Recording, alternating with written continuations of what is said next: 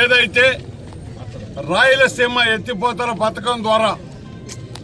మేలు జరుగుతుంది మాకు అనే ఆలోచనతో ఉన్నటువంటి ఈ ముఖ్యమైనటువంటి ఈ ప్రాంతం మెట్ట ప్రాంతం రైతాంగం అందరూ కూడా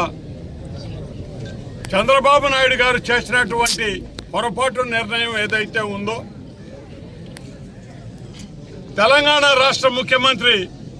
రేవంత్ రెడ్డి గారి ఆలోచన మేరకు వారితో కుమ్ముక్కై ఒక చీకటి ఒప్పందం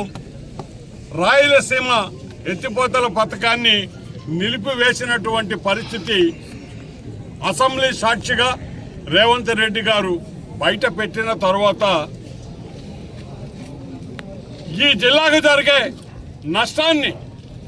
ఇక్కడ ఉన్నటువంటి రైతాంగానికి రేపు జరగబోయేటటువంటి నష్టాన్ని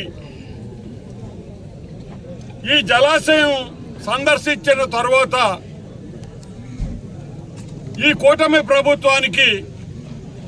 మీరు చేయబోయేటటువంటి నష్టానికి రైతులు రేపు బలి కాబోతున్నారనే ఒక ఆలోచనని వాళ్ళకు కూడా కలిగించి జరిగిన పొరపాటును సరి చేసుకోవాలనే ఒక